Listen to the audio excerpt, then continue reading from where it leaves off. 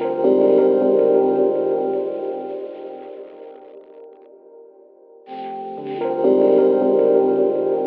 Industrial Revolution couldn't have happened without the removal of the land from the common people. I don't think it could ever really have happened, and it happened here in this country. We were the first country ever to enclose land. The first land enclosures happened in the 1200s. I don't know if people know that, the land enclosures, and it sort of seems pertinent to me that it was that whole idea of private property. Before the idea of private property, it was God's country, as it were. So there's a whole thing around land being sacred, and it's the removal of the idea of the sanctity of that land so that it can be owned by someone. And that has such a knock, for me, such a knock-on on the ideas about how, you know, I hope it's not too fanciful to suggest that how we see the feminine is kind of related to how we see the planet.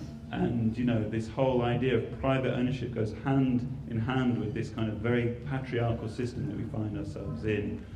A system that thinks it can own and do what it likes with whatever. It's somehow our inalienable right to use whatever we want to our own advantage. So anyway, they're all assembled. I can't help but comically notice that they are all men, ladies and gentlemen. But there we go. I think there's is Becky, what's Becky's surname? Whitmore. Becky Whitmore. Is Becky Whitmore there? No, I was hoping that we might have one person who wasn't a man sat in this crowd here. But anyway, ladies and gentlemen, if we go down, I'm going to hand, we've got a couple of mics here. I don't know if you can sort of manage these. There we go, they should be on. I'm going to ask the gentlemen to introduce themselves, and then if you have any questions around anything that we've talked about today, or indeed anything related to the radical history or the activisms that's going on around the world now, or any of the subjects that they've dealt with, then please ask away. And we'll start with Steve here, and we'll go across, and they can all introduce themselves, and then we take it from there. Thank you. I'm Steve from Permanent Culture Now, and I covered travellers, New Age travellers, convoys, and on-the-road rebellion. Hi, I'm Mike. I'm also from Permanent Culture Now, and one of the things I'm really interested in is I did the introduction to radical history, but I'm just really interested in the commons movement, which is starting to build quite globally now, actually. And if I just quickly go through a statement which was put up by the alternative. Anyone know about the Rio 20 summit, which happened recently? There was an alternative Rio 20 movement, and they came out with a statement about the commons. And I just wanted to read that out quickly because it does tie in so much with what's going on now. So that they basically, as a reaction to what was happening at Rio 20, which was absolutely nothing really. It was appalling what was going on. They came up with this alternative statement, and they basically said that the principles behind the commons is that without exception, we all belong to our community, and we each have an equal stake in what happens. We must recognise and repair the damage that has been done and the inequities that have been created by our current market-based society. The things that belong to all of us must be named, claimed, defended, protected and improved. We have a mutual responsibility to take care of these commons and pass them on to the next generation in better shape than we found them. We must honour our full humanity. We are not merely individuals and consumers, we are neighbours, community members, citizens and experts on the places we live. We are surrounded by abundance and the opportunity that the market does not recognise or value. We must see and claim this abundance for the benefit of all. Everyone should have the chance to participate in defining, restoring, creating, managing, leading, governing and owning anything that is important to the future of the community. People most affected by critical decisions must be included in the process of making them. History, cultural distinctiveness and people's personal stories are important factors in setting goals and making decisions, as well as simply understanding our community. Sufficiency and resilience are the opposite of the folly of growth. And it says here, commons are the future, not the past, and the future is not a place to which we are headed, it is a place we create. We do not find paths to the future, we make them, and the activity of making them transforms both those who engage in the process and our common destiny. And my thought is really, can the commons, an idea which comes from thousands of years ago, be the organising factor now that we do need to move forward to a different and more sustainable way of living? And I shut up now. My name is James. I'm involved with a project known as Yorkley Court Community Farm. It's an agroecology research project based in the Forest of Dean. Main part of that project is confronting access to land and land rights issues. Hello, my name's Phoenix. I was talking about the squatting movement and the Occupy movement, kind of covering from the times when it was the commons, when everyone shared the land together and looked after it together, to the incoming last 700-800 years, where they have kind of privatised and enclosed the commons, right up to the present new laws they're trying to bring in around September the 1st to criminalise squatting in residential buildings. I've been active in a lot of protests, from kind of the early road protest. Twyford Down was kind of beginning of protest stuff for me, and on into, I've done a lot of squatting, setting up environment and community centres in empty buildings around the country, so that people can do things for the environment, projects and actions and stuff. Keep occupying, keep squatting.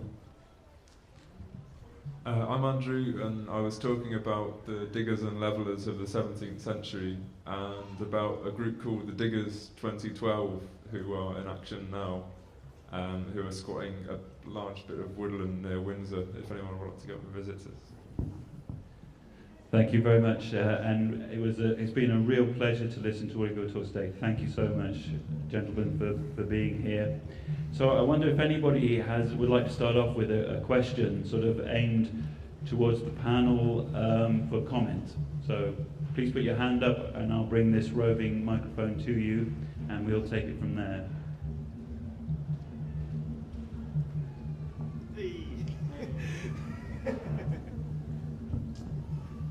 It's been amazing listening to you, mainly that guy there, talking about what's been going on over these last years.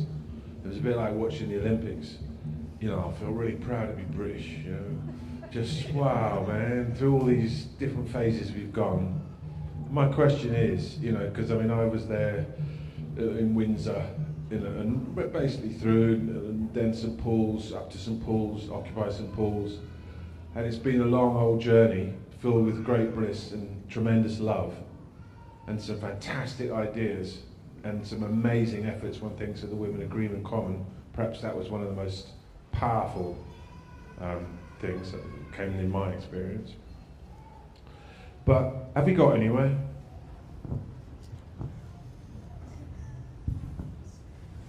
Who'd like to take that on? Yeah, I think we've come a long way. I think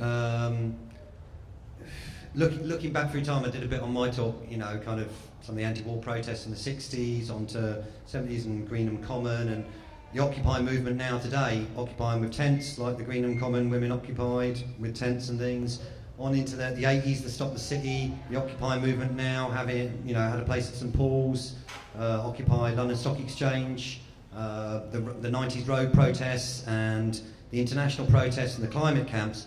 All those generations, all those decades actually built up skills, ideas, contacts and network that mean the present of what we're doing and Occupy and things like that is what it is. You know, one of the most amazing things about Occupy, like we were saying in the talk, was that there's, you know, up to 1,000 cities around the world having open dialogue and discussion on the future, and also taking action on the kind of future they want to see. Now, you know, I went to some activist meetings for years and things in community centres where we try to get across this, let's make consensus decisions, and people getting it and not quite getting it and working things out, and can't we just have a hierarchy, someone saying, or somebody make a decision, or, you know, leaders and all that. And we worked through all these, through the 80s and the 90s, and then to see Occupy in the noughties actually bringing this all together, and, you know, 500 people outside of St Paul was having a consensus General Assembly with a facilitator, and, you know, by no means perfect, it's a learning thing and people knocking it and this and the other, but I think there is significant progress being made,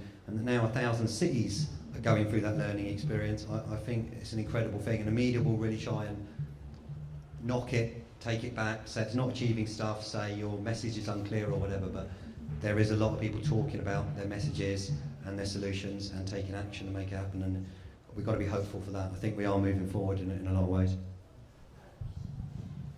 Yeah, I know what you mean. But what I would say is what has changed is that, you know, when you talk about, if you talk about, you know, the idea of hegemony, which is this idea of what the dominant ideology is, and how that dominant ideology pervades society and the way people think about things, I think we have made progress because we're talking about this stuff. And it's not just people like, you know, who are sat around here you'd expect to be talking about it, but people in different places are talking about it. You know, the idea that, you know, climate change is happening. People, you know, people talk about that. People talk about inequality. People talk about, you know, access to resources.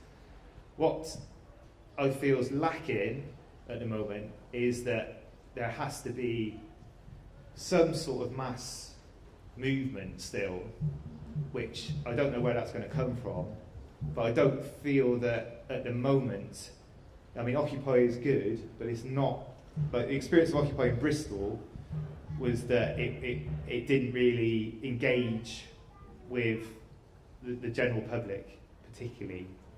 And I think that the key is really, is how do you, I mean, I think actually in terms of what's going to happen economically, people will probably start to feel the pinch, and then their lives will be affected, and then they'll start to look for solutions. And it's all right having ideologies, and it's all right having ideas, but a lot of the time, real social change comes when you look at like Peasants' Revolt, when you look at these things, it's because people are starting to be crushed. And people are going to be crushed with what's going on. This is why the government is introducing, you know, legislation time and time again, in preparation, I think, for social unrest. Because they know that actually shit's hit the fan really, and the economic system isn't going to right itself in the way that they really want it to. So it's going to be more about control and taking stuff away and punishing people who haven't done anything. And I think in some ways you could look at what the government is doing now as a response to, in some ways, actually what is working, because they're trying to put into place things because they're worried. You know, when they go on about the riots last year, and when they went on about Millbank as well, you know, student thing, when Millbank got smashed up, you know, they come out with all this stuff and they try to use this rhetoric, etc.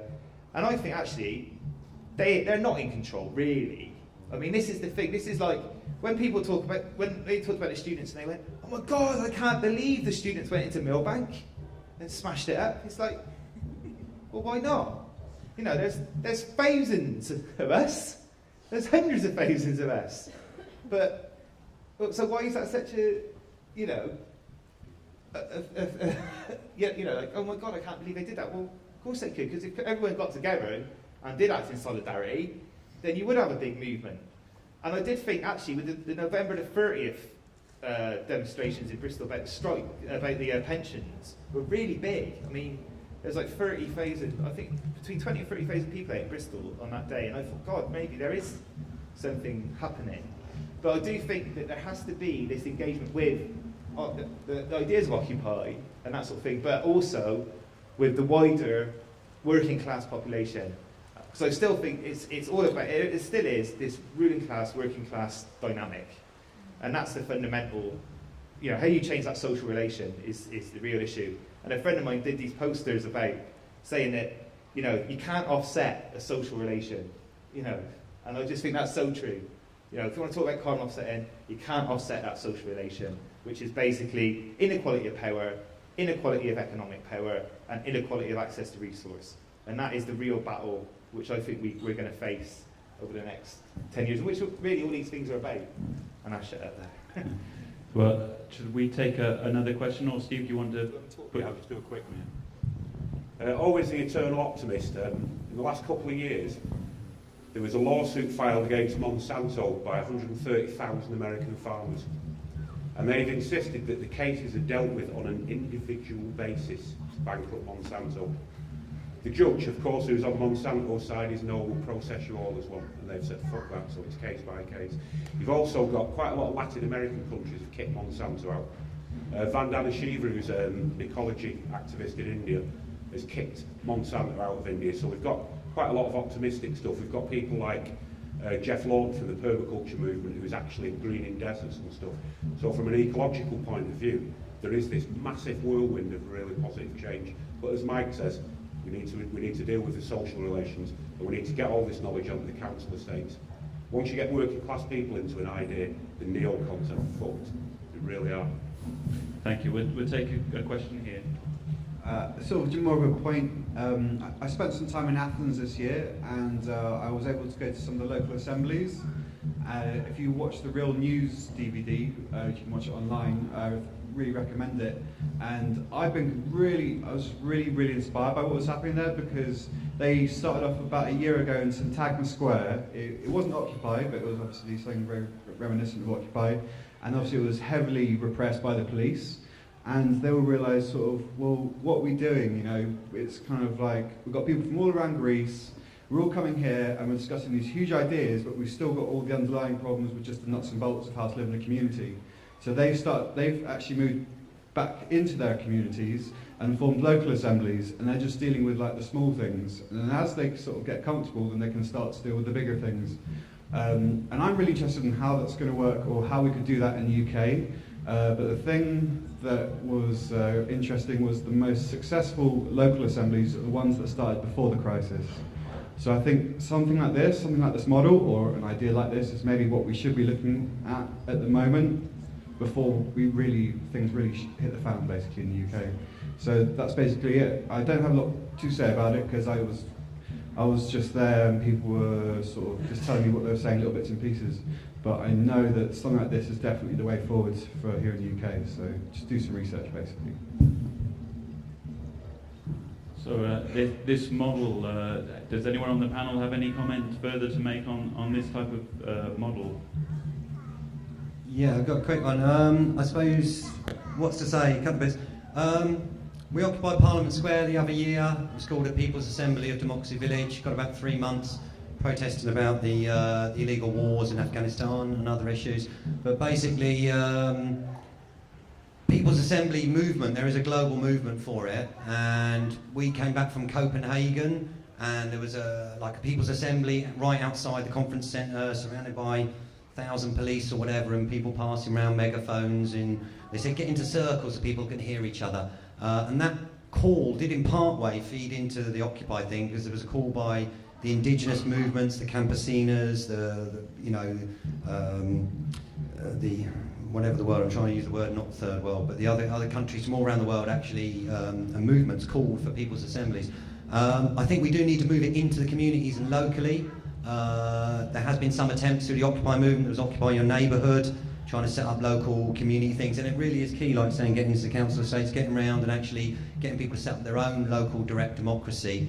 One thing I think we can learn from is the Spanish 15M movement. Spanish are very, very organised, their squat centres and everything like that. And what they did was they take the square.net, they occupied whatever it was, 100 cities, they took the public squares, and they occupied for like 2 months or so, and then they discussed and they decided by consensus as a group to dismantle the camps in the squares and to go back into their communities and to organise locally in their communities, in their neighbourhoods, there's a Spanish word for it, barrios, in their barrios, and go back to that. And I think all around the world, Occupy movement, other movements can learn from that, because it does reach a point when you're out in the open. We found it on some of the road protests, we found it on Parliament Square, we found it in some of the occupies, that you get a bit bogged down with certain social issues, helping people who need a lot of help, and it is good to move back into the communities, do a kind of guerrilla for a couple of months, and then move back into the communities and organise locally and build up that way, and then come back out and take bigger public squares again, and maybe back and forth a bit, but keep building locally, think global. You know.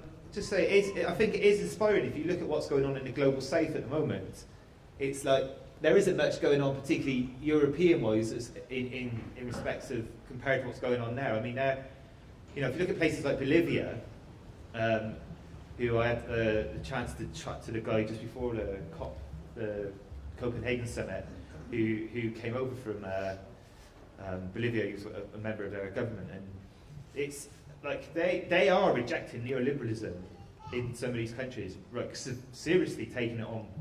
You know, like Bolivia's just going, fuck Coca-Cola's ape. Recently they've just gone, you're not going to be in this country by the end of this year. And there's, you know, moves in you know, the Latin American countries as well, where, you know, Chavez, not I'm a massive fan, but he's like been paying off other countries' debts, and so there's huge actual changes going on globally. It always feels like, I know the UK always sort of feels like nothing's happening, but it does, but it's underneath. I think there is things happening. I think we're like slow simmerers. We're like stuff that goes to, like, you know, when those pots that they boil in, at some point it boils and boils and boils, and then the lid comes off, like we did with a bit with the poll tax. You know, you sort of see these things, whereas in other countries it seems like lots of stuff's going on. But I do think, you know, I think that the fact that with what the government's response is to stuff at the moment just shows that they are worried. That's what I think. You know, and so maybe there is stuff going on, but it doesn't feel like there is. I found it really interesting earlier that with the ideas of communication have been coming through. For me, one of the main things that I took away from the forum last year was something that Claire of the No Tesco Stokes Cloth campaign was saying, that the thing that's going to get us, if we want a better world, isn't going to be the technology or the information. It's going to be us being able to actually communicate with each other and be all right living with each other. And again, doing some group process work, and you were talking about hand signals and stuff in. I'm wondering, and somebody was actually saying, well, you should put aside I think it's a quarter of every business meeting you have, or every meeting that you have for group process work, and that seems like a huge amount of time, and I don't know anybody who does that. And I was interested in your, I know some of you are from similar groups, like how much you discuss in your groups the way that you communicate, and how much you think the processes of the way that you go about being with each other and discussing your decision-making processes, how much that affects the way you work. Does that make it clear? I wonder if we could sort of start at this end and move down and see what everybody has to say about that. I think there's different kinds of processes for different situations, and often it depends on numbers. I think for less than 10 people, I don't really think any kind of official meeting is necessary. You can just chat. When it gets more than that, yeah, there's all kinds of things you can do, like you can have a talking stick and send it around and listen to everyone, or you can appoint someone to just facilitate and just point their hands. I don't know, I haven't experienced a perfect meeting. I don't think there is such a thing. It's a good question, and it is actually really, really key. It's one of the key solutions to changing the whole paradigm there, really, which is, you know, we've been grown up, worked, gone to school, gone in all these different companies and groups and whatever, hierarchical decision making, pyramid, top down, male, blah blah, you know, patriarchy actually is destroying the planet, because the top of the pyramid doesn't have any idea what it's actually like for the people at the bottom, let alone the animals, let alone the rainforest, the river, the whatever. And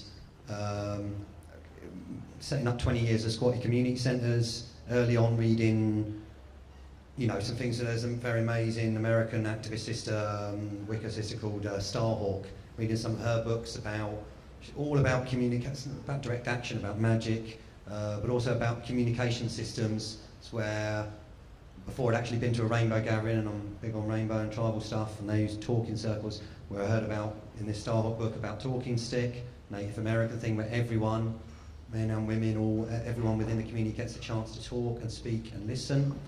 But there are many other methods, you know. There's a big movement over the last 10, 15 years, particularly amongst activists, to bring in this more horizontal, more consensus, more open to everyone's input, taking time for everyone, gender balance, trying to rebalance things. And something I've tried to get into our communities over the years, and 12 odd years ago, going on about consensus and why don't we have a facilitator and stuff, took quite a while to get going, and various things and stuff. But it's really good to see that it is happening a lot more now. Things like the Occupy movement, climate camp is very strong. And it is the way forward, because everyone needs to be involved with decisions about us, about our community, about the way we run our whole system, and communication is really, really key.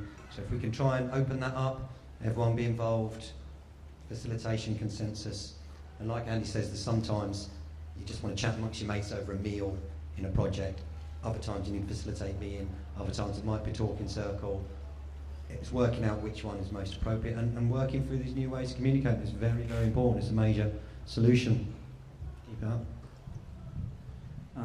Yeah, it's far from perfect in our group, but we have a core group that know each other quite well, and so we're quite responsive to fluctuations in the group dynamics. There's a lot of people coming through, visiting us, and check out what we're doing.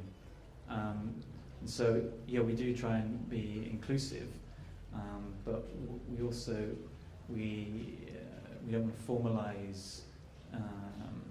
formalize meetings in that way, but we respond to the need to communicate when it arises for the whole group, because harmonizing that shared intention is really important for creating a strong community that you all are working towards the same goal. So you do need to remind each other occasionally you're working towards the same thing. There's a few of us in our group that have had some contact with a community based in Catalonia in the north of Spain called Ecodharma, and they're doing some really interesting work through this workshop that they've created called Sustaining Resistance and Empowering Renewal. And they explore many different themes that are coming out of work that reconnects, and drawing a lot of Eastern philosophy as well, and meditative practices to create more responsive environments within groups. I've been in lots of groups where it's been terrible. I can tell you all the things not to do, why they're bad, but I won't. Permanent culture now is just me and Steve, so he just tells me if I'm being a dickhead, so it's all right. I trust him. I trust his judgment. One thing I would say, I do think all these new ways of doing stuff are good. What does concern me at times, though, sometimes, is the with consensus decision making. It's great. What I think, what can make it even better is if you actually give people responsibility to do stuff. So, like, for example, I don't want to be in a meeting talking about the fact that I don't like the colour of that flyer, and can we spend the next hour talking about it? So it's like, I think it's good to do those things, but I also think it's good to give people responsibility to go away and do stuff, because otherwise, like, you don't want to do everything by consensus. Some stuff doesn't need to be. You just go, we trust you, go away and do that, and then come back. And if it's really bad, we'll just tell you. So it's like, these processes are good, but it's also about being a bit pragmatic and trying to work out the best way of using those in a good way. Not completely not saying they're not good. I think they are, but fundamentally it's about getting stuff done as well. So it's trying to make sure you get that balance. Yeah, because talking about flyers is really dull, especially when someone's taken loads of time doing it and brings it back, and everyone just goes, "Oh, I don't like that bit, don't like that bit." But anyway, I've had some. In terms of organisational stuff, I've been in some very appalling, strange and surreal organisations in the past, and none of them to do with the travelling community, I might add. And it's a godsend sort of working with Mike, but my job that I'm doing at the moment, I run a project for NACRO, working with repeat offenders who've got heroin problems, and I teach urban permaculture to them. And the first lesson that I did, this is more to do with communication and sort of passing over the power to them. I noticed, they're all on methadone, so they've not got a lot of energy. I did a whiteboard lesson, and they were sort of eyes drooping after a couple of seconds. And I went, whoa, ripped the paper off the board, ripped it in half, and went, come on, let's go and do some live stuff outside gardening. And I've completely removed myself from the position of a teacher. I'm not a teacher there, even though I'm being paid as a teacher. I'm one of their mates. And it works amazingly. I don't know how that would work in an organisational, in a political framework, but it works really, really well for NACRO. And it brings out all of their individual skills they've got. And a couple of, we've had a few success stories. Some of them are going volunteering for Hume Garden Centre in Manchester, and everyone's really fired up, and it's not me. All I've done is, you know, I'm not the big daddy with the suit on. You are, we all are, and let's just share it. So, you know, it's that, and that comes from Brazilian educationalist Paulo Freire. It's sort of one of the facets of community education, of breaking down all the barriers to learning and breaking down the idea of what is learning itself, removing it from the classroom situation where it's all about human beings and it's about human beings interacting. So I don't know whether that model maybe could be applied to some of the occupied stuff or whatever. It's quite scary because there's no formal structure to it, but it works. So I don't know, maybe it might be worth looking at. I could just add one thing. The reason consensus works is because if you've got to be able to accept that you might not get what you want, and that's the key. If you can accept that you're not going to get what you want some of the time, it'll be all right. When you've got groups where people can't accept that, consensus becomes very difficult. So that's why it can work. People have to take that on board. Not always, it's life. You're not always going to get what you want, you know. It's that story about Christiana thing in Sweden. So are we finished with that point? Yeah. Anything else to say? Someone have a question? Well, I have a question myself actually. Even though I'm sitting behind the desk there, I deal with technology on a daily basis and try to keep it accessible for people. And I've noticed, particularly in relation to Occupy and these sort of shapeless movements, that it seems to be that these very agile and distributed networks are often coming up against these stiff top-down hierarchies and running rings around them. And what I'd like to ask whoever might find it relevant, how do you see use of modern communications technology as like tailoring, fitting with what you're trying to do? Are there drawbacks to be avoided? Are there great advantages to be exploited? Have you got any thoughts about that? Can I just say that was my question as well? Synergy.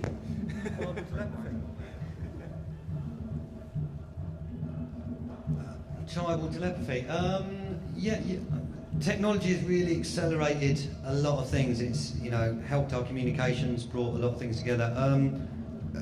When movements are aiming and working on being horizontal and by no means perfect, it's a learning, ongoing thing by hundreds and thousands of people, comes up against hierarchy of pyramid decision-making things. There are sometimes that sometimes it's slow, but sometimes it can move fast. Sometimes it's got mass numbers of people that can change things. So a bit more about technology set, but one little funny story that comes to mind from the Occupy. Somebody, there was these, it was like 4 policemen stood round watching one of the General Assemblies, and the sergeant says to one of the constables, "Can you just go over and do that?" And the constable turns around to the sergeant and says, "Yeah, but can we have a consensus meeting about that, sergeant?" or something like that. So I think it changes the hierarchical organisation sometimes, and they're not used to it, and they're scared of it, and they're worried about it. But we've got to go through those fear and build some bridges somewhere, and actually show people that. I've read various bits over the years, but basically, the hierarchical majority, minority voting on things rather than taking longer time and hours over consensus. There's something in the Starhawk book about you can't vote whether to have yourself shot or hung, or whatever it is. By consensus, you have to keep talking around until you find something that is acceptable to everyone, and you have to adjust. And like Brother Ray was saying, you've got to actually accept that you might not get what you want, but if you keep talking about it, you can adjust it. It may take longer, and it is a much longer process. And like Native Americans and tribal peoples were so much more used to sitting around a fire for hours and days, weeks even if necessary, in vision council and talking about things. Whereas nowadays, the hierarchical company wants solutions now, or wants decisions now. So I think that there's past and there's future. There's the past groups that have learned about these things and the future groups that are working on it do actually change the quick decision making hierarchy things. On technology, it's massively shifted things. Big up the sound crew, big up the visual crew, big up the tech tent, and everybody keeps those communications going. And 200 years ago, if you told people you could phone someone in India, they wouldn't have believed you. I think we're building towards a big global tribal telepathy, and the communication technology is helping us with that. There is definitely a lot of technology that's really helped. Phone, texting, emailing, all these things. Social networking has majorly changed it. You've got to be very wary of Facebook. It's a bit scary sometimes, the CIA thing. I put something on about the Diggers the other day, Diggers 2012, onto Facebook, like 30 photos I'd taken, put up. And afterwards it came up with every single one of the 30 people's faces that were around that fire and said, do you know this person? Do you know this person? What is their name? What is their name? I was like, ooh, that's a bit scary on the identification thing. But it is really helping, and they said that all these modern social networking sites were a major part of the Arab Spring. There is a big way that all these things are really helping, but it's a bit like the media. It's a double-edged sword. You do have to be careful, think before you put stuff out on the internet. It could get you, your friends, in trouble. Reading some bits recently, India and Kashmir, they're arresting loads of big uprising in Kashmir at the moment. India's really clamping down on everything. There's a story in the New Internationalist blog, this guy saying he's on the run from Kashmir at the moment because him and his friends, they just wanted to meet. They weren't allowed to meet in public or in a meeting or community space, so they were doing meetings on the internet about what was going on in Kashmir, and they weren't happy with it, and they were getting his friend got arrested for running a Facebook site. Facebook closed down one of my accounts at the beginning of the Occupy thing, and they because I was networking loads about Occupy, the America stuff going off, and you do have to be very careful, these things, and build alternative networks. There are various other things that people can use, and indie media is a very good one that came through the protest movement in the 90s into the noughties and the international thing. Everyone, be your own, be the media, don't hate the media, be your own journalist, citizen, reporter. You can put stuff up on indie media, just type it up, add a picture, everyone becomes the media, becomes a reporter. Use that technology to share solutions, share actions, share ideas, but be careful and be aware of what you do and stuff. And it is helping, and it's building towards a mass global movement of change, because somebody puts a picture on a social networking site or tweets it in India, Russia, Japan, China, Australia. We know about it instantly, and that has made authorities change and react and say, you can't beat people as much, the police, because watch it, because it will be out. Whereas back in the convoy days, the battlers at the Beanfield, and who knew about it?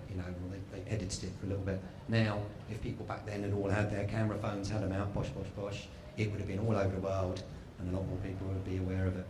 Yeah, keep networking. But the best one is always face-to-face with a leaflet. Keep it face-to-face, keep it leaflet, keep networking. Anybody else want to comment on that?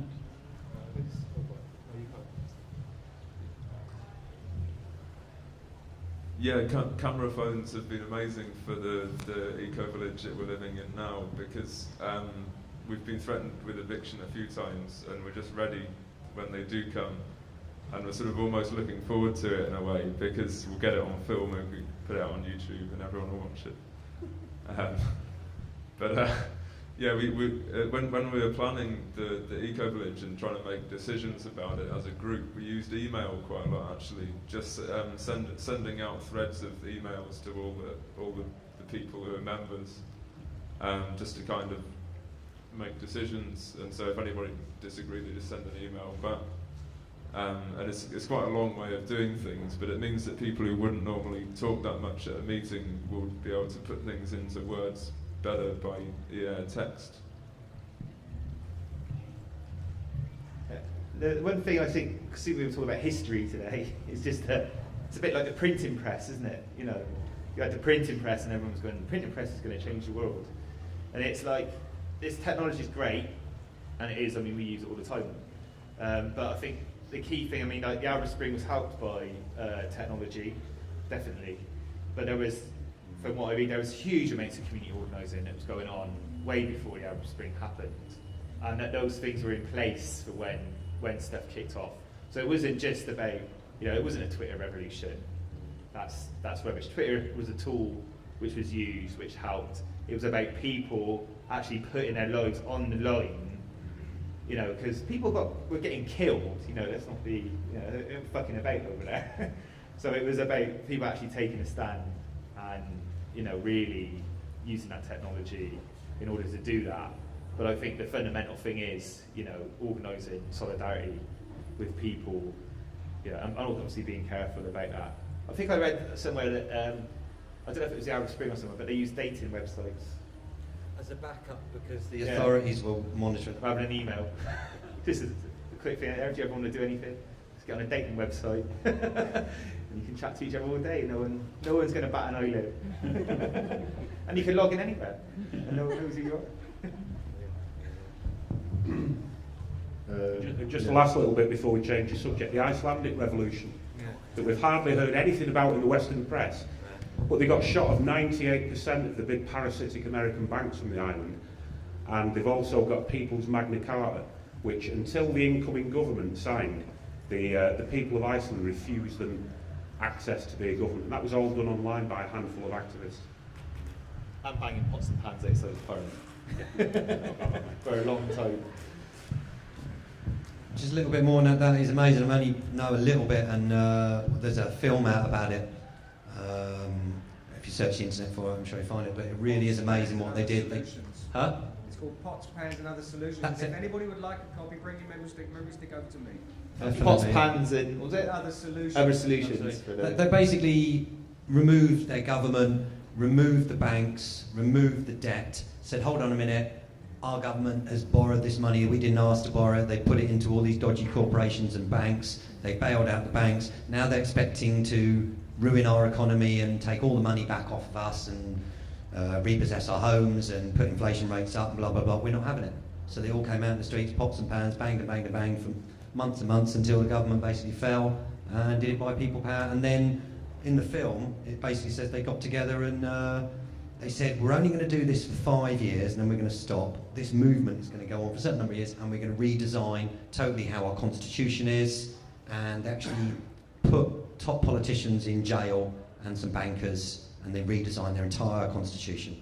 And no one in the Western press is talking about it much. So network it, tell people to check out Iceland. And our economy is recovering now, funnily enough. Not like ours. They got rid of debt. Yeah.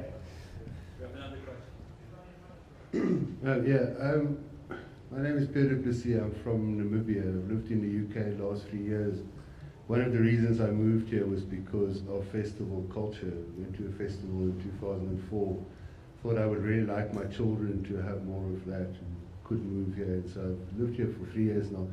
I work in biodiversity conservation and climate change. I often represent the Namibian government at UN meetings, and I sit in on discussions between developed countries and developing countries, and it's very encouraging in a way that Via Campesino can inspire action in the UK, and it's very encouraging that you can cite Bolivia as a good example of the rejection of neoliberalism. But the truth of it is that the vast majority of people in developing countries are actually inspiring to, sort of a low middle class English style of life.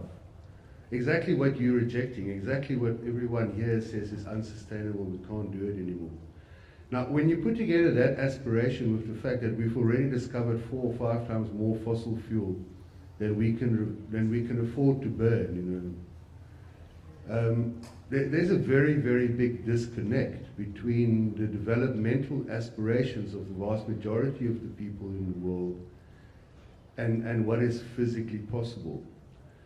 Now, it seems to me that there's also a very big disconnect between the leading edge, which you represent, we all represent here in a way, the cutting edge of like where the world needs to go when you think about it rationally, and what your average peasant in India or China or Bolivia probably aspires to have, which is a refrigerator, more than half their children living beyond 5 years, a reasonable chance of like having a comfortable retirement, etc., etc. So I was wondering if you had any ideas about how the leading edge in the leading country, because you're right, I mean, you did start enclosures, you also started the Industrial Revolution, you started colonialism, you started a whole lot of bad things. And when I say you, I mean your whole society, and not, of course, the people here. The people here, the people who've moved beyond that, seen that it's wrong, seen that there needs to be a better way of doing that. But you're not communicating that to the peasants in India and the peasants in China and all the other people who are aspiring to be low middle class English. people. So do you have any thoughts about how that line of communication can be improved? That's a very good question. I'm glad I'm not on the panel. When you're talking about this abundance of fossil fuels, you're referring to oil shale, the latest find of oil shale. A lot of the gas and the oil shale stuff will probably be in abundance for 10 years if we're lucky. And it's going to cost more and more to extract it, the lower and lower it goes. So those aspirations, in a way, the aspirations, I mean, I'm a working class guy, right? And none of my ancestors were involved in imperialism or colonialism. As an individual, it's nothing to do with me, any of that. But, I quite understand that people have these aspirations to want a better life. But if the fossil fuels, if in 10 years' time we're back to 0 point again, where it's costing an awful lot to extract it, then those aspirations of people from poorer countries aren't going to be met anyway. And you've got all possible climate events that are going to occur, that are occurring. I mean, if you look at the failure of corn and soya crops in America, in particular, that's going to push food prices up over the years. So I think there's a lot of different variables. I completely understand your question, and it's a brilliant question, because largely, when you look at sort of protest movement, it's middle class people, very, very well intentioned, and these sort of views are meant to represent the aspirations of everybody on the planet, but because of class and social relations, they don't. And it's a very, very tricky thing. And I'm not exonerating or removing myself from it because I was born in a shitty council estate in Manchester. I'm part of either the problem or the solution as well as anybody else. But I think, those aspirations, you can't be sort of patronising and say, well, yeah, look, everything's fucked, you can't have Italian and fridge and all the rest of it. Or can you? It's how bad things are. And if we have a massive climate event in the next 4 or 5 years, then I think we really should be saying to people, look, those aspirations, where you want a Mercedes, you want a fridge, you want all this lot. I'm sorry, but you can't have it because the planet's fucked, the resources are running out. As long as everybody has a level of well-being, where people have got access to food, clean water, etc. The rest of it's materialism, the rest of it's wants in it and luxury and all the rest of it. That's the way I see it. I could be totally wrong. But it's a very tricky thing to deal with, I think. Sure. I think I'll be waiting for the Chinese people to contact me, because there's a lot more of them. I think that it's going to... It will be material needs and material circumstances will lead to whatever happens, I think. And I don't think that, it'd be great. I mean, there are communications. I'm sure people read stuff that, information gets passed all over the world now very quickly. The main issue is really that we live under a neoliberal capitalist society, and as long as that dynamic continues, and we're going to continue down a road where whoever's got the most money can purchase the things, then we actually, we probably won't be buying much stuff in this country, and China and India will be buying all the stuff, so we won't be buying it. They'll be buying it because they got the access resource. We got fuck all. We're going to be like Poland or something like that was 20 years ago. Do you know what I mean? Like our industry is absolutely gone. There's no industry. There's nothing which makes any fucking money here. So, I think we're more concerned about sorting our own garden, and they can get on in and do theirs. But apart from having like a mass social, like working class social movement throughout the world, which addresses neoliberal capitalism and distribution of resources, then really, what you're going to end up with is just that profit dynamic dictating whatever it is. I mean, China's already enclosing land in Africa, for example, to grow its food, to support its own population. So, they are actually, I was at a talk the other day by the guy, Tim Smith, who runs the Eden Project, and he was saying they're talking about teaching Taoism nationally in China, because they are recognising actually that the a materialist lifestyle isn't going to be possible. So in some ways it's a real contradiction, China. I think people just go, China, they're fat, they're polluting the planet, blah blah blah and all this, but then you look, yeah, they have done that, they've done loads of damage to the environment in their own country and stuff, but they're also looking at building big eco-cities, they're also looking at other ways of doing things. And I'm not a fan of the Chinese regime by any stretch of the imagination, but it is interesting to look, because they obviously know what's happening, but they're not stupid. They know that they're going to have massive issues with feeding their population, energy. You know, they've got a massive aspiring middle class, potential for massive social unrest.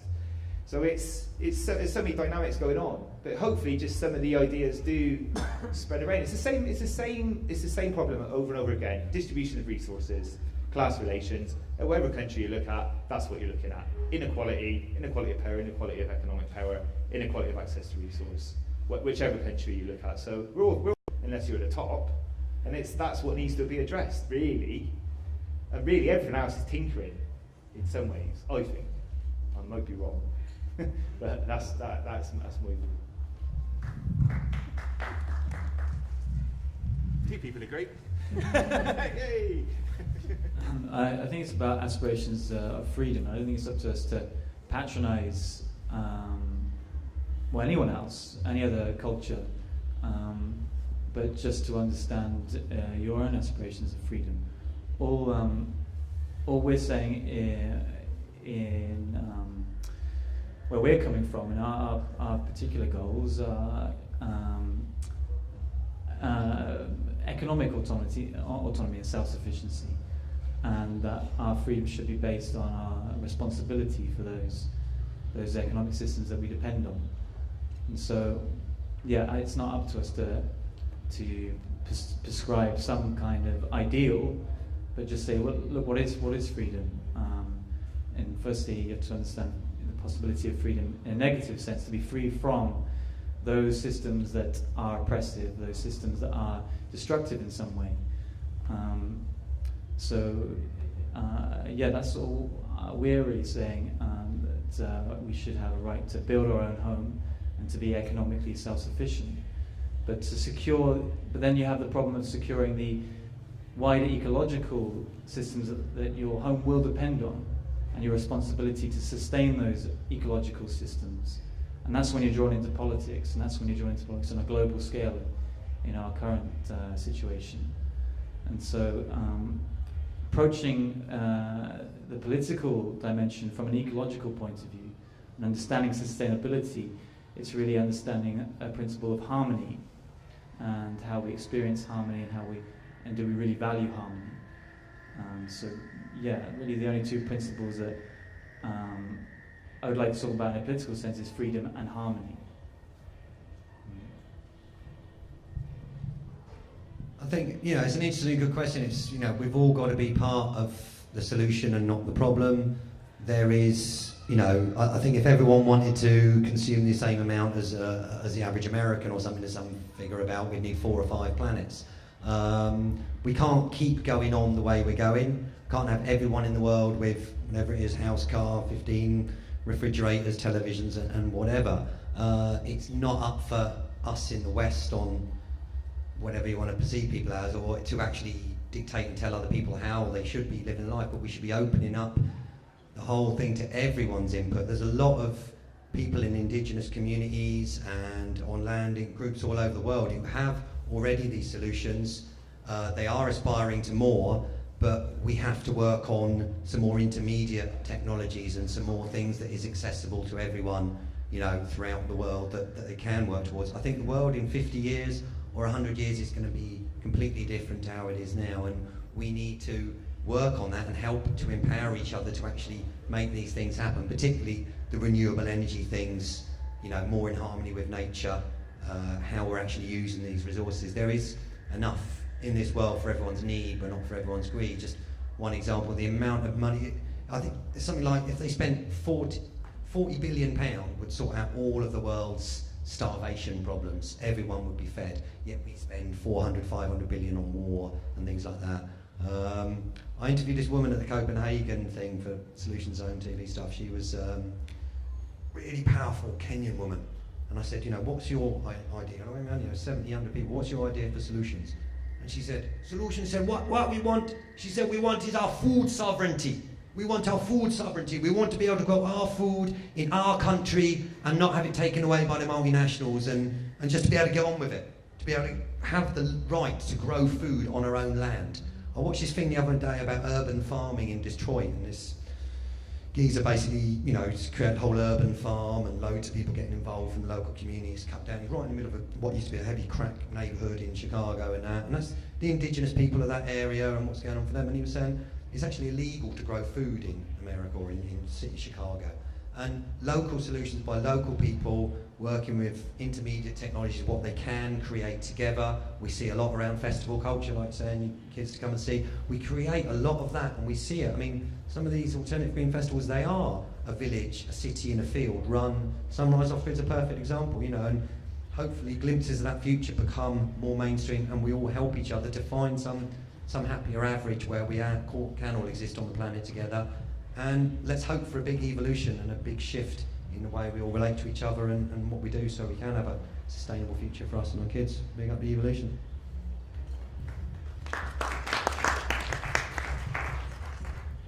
I go along with what you were saying about the aspirations of the people in the third world. I think that's completely right. And I think the difference with Bolivia compared to some other countries is they until very recently, they have been a very agricultural kind of community. So, and they've had their own lands. And it's only recently that with all the corporations going in there that the land started being taken away. So the memory of how they used to live is still very close at hand. And that's why they're fighting against it with such ferocity. And I think that's not true of other third world countries who aren't just basically, most people want to be like us. But the kind of picture I like to see in my mind of the map of the world is all of the empire that's ruling the world now started here and it's now in America. And as a sort of mould eats around an apple, eventually it runs out of nutrients and it dies at the point where it began. And I think it's dying in this country.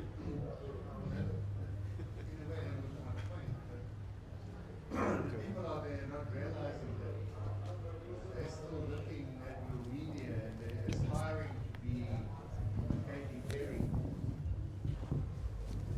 Not that I'm up, really up to speed on UK cultural icons, but that was my point, is that it is beginning to die here, that we here represent the death of it and the beginning of an alternative. And that's not being communicated. That's not coming across to people there. Nobody's saying to them, the dominator culture, to quote Terence McKenna, the dominator culture turned out to be a pile of shit. It doesn't make anyone happy. Like, the best of us here have already concluded that we need to move on. That message is not coming across to your aspirational peasant in your average developing country. Thank you very much. We're going to be showing some films shortly here, Outsiders, and the other film is 7 Days at Stony Cross, which are films about the traveller community, the new traveller community in this country. And that's going to be after this forum's over, just to let you know, and Gary here is going to be putting them on. But we've got time for one more question. And so I don't know, I have a question over here, so this is the last one, gentlemen. Here we go. It's becoming more obvious now there's a convergence between environmentalism and social justice. That is a great change. It's a realisation that's come through this past decade. And with climate change, it's seen that as a commons issue now. And the more people that get disturbed by climate change are going to appreciate that it is essentially a commons issue. So I do think there's great progress and great development coming through, and I would just like to just offer that as a realisation that social justice and environmentalism is converging. It's becoming more obvious, and climate change is being seen as a commons issue, and that's going to become more obvious, and I'm glad of that.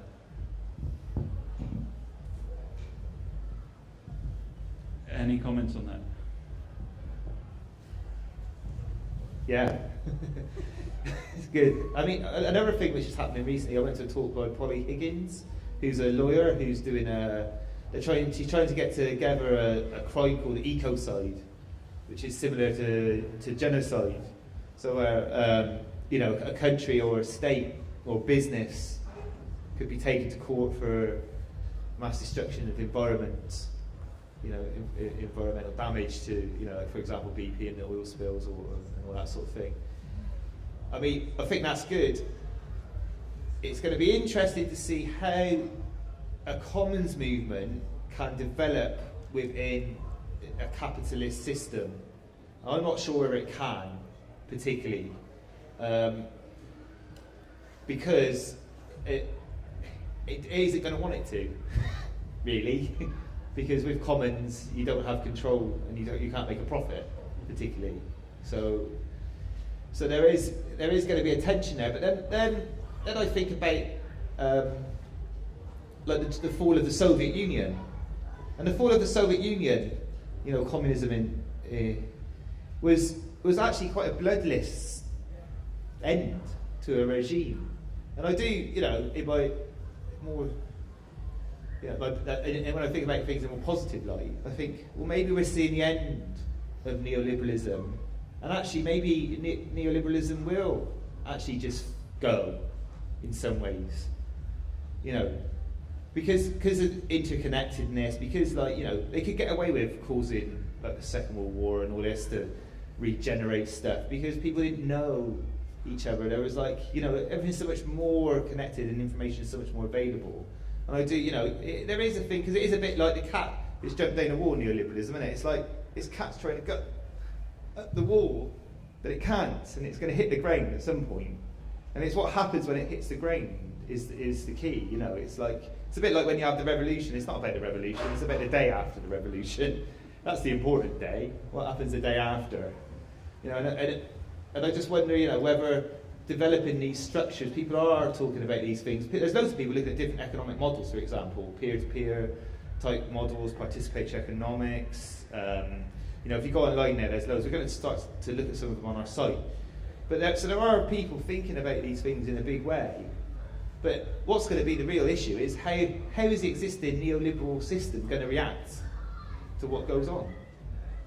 And can there be a smooth transition from one state to a more steady state type economy, circular economy, or whatever you want to call it?